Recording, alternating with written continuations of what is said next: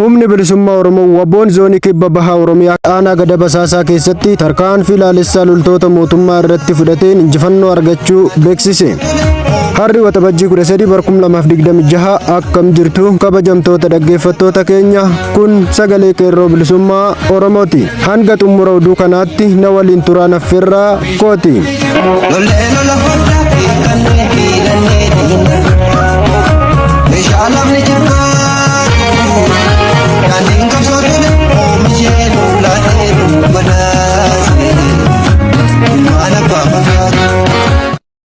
Humni bilisummaa Oromoo Waboon zoonii kibba bahaa Oromiyaa keessatti tarkaanfii waraanaa humnoota mootummaa irratti fudhateen injifannoo guddaa galmeessuu isaa beeksise.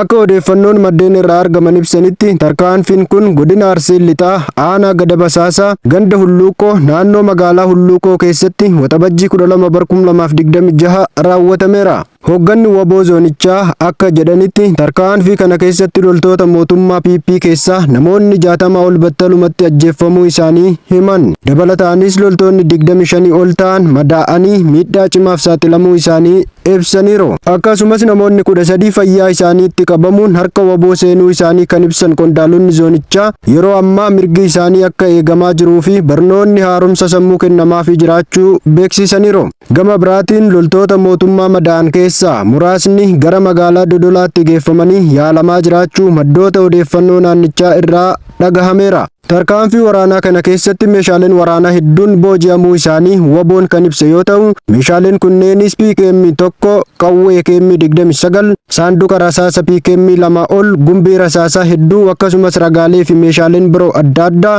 dugda loltoota mootummaa irraa argamuun moonaa qabsootti galfamuun isaanii ibsameera.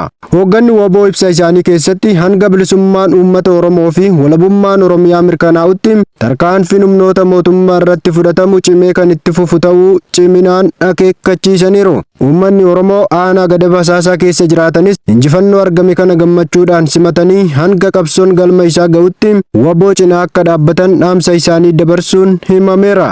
Injifannoon kan uummata Oromooti.